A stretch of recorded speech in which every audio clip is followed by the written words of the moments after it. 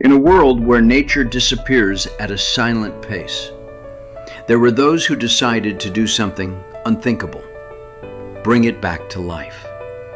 This is not just a conservation story. It is a story of conviction, of loss, and of a legacy that forever changed the destiny of millions of hectares in Latin America. It all started with a man who had it all and decided to leave it behind. Successful businessman Douglas Tompkins chose a radical path, protecting wildlife before it disappeared.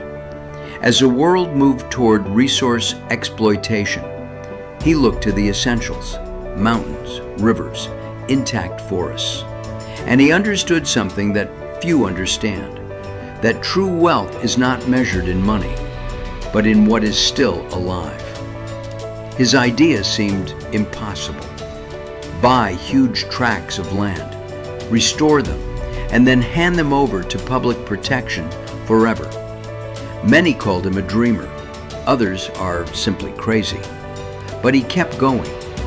Where there were previously degraded lands, ecosystems began to be reborn. The forests grew again. The rivers recovered their course, and with them, life. I wasn't alone. At his side, a woman with the same determination, but with an even quieter strength. Kristine Tompkins not only accompanied the vision, she made it possible. Together, they began one of the most ambitious conservation projects in history. Millions of hectares protected, entire ecosystems restored, a model that would forever change the way conservation is understood on the continent. But no extraordinary path is free of pain. In 2015, in the cold waters of Patagonia, Douglas lost his life. And with it, the heart of the project also seemed to go.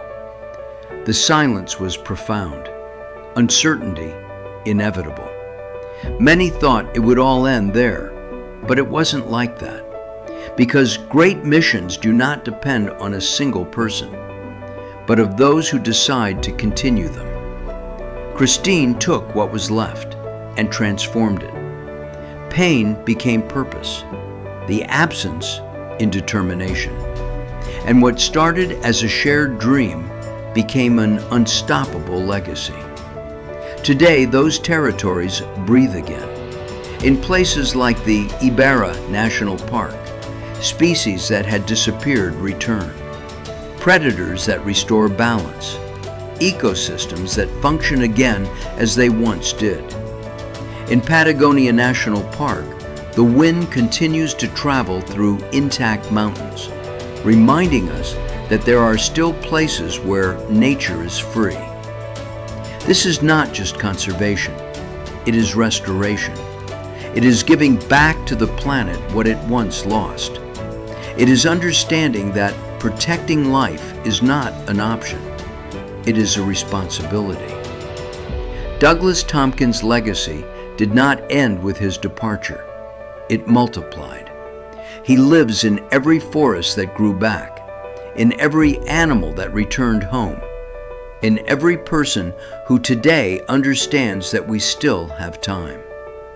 And Kristine's story leaves us with an even more powerful lesson: that even in the midst of loss, it is possible to build something that transcends generations. Because in the end, the true mark we leave in the world, it's not what we accumulate, but what we decide to protect.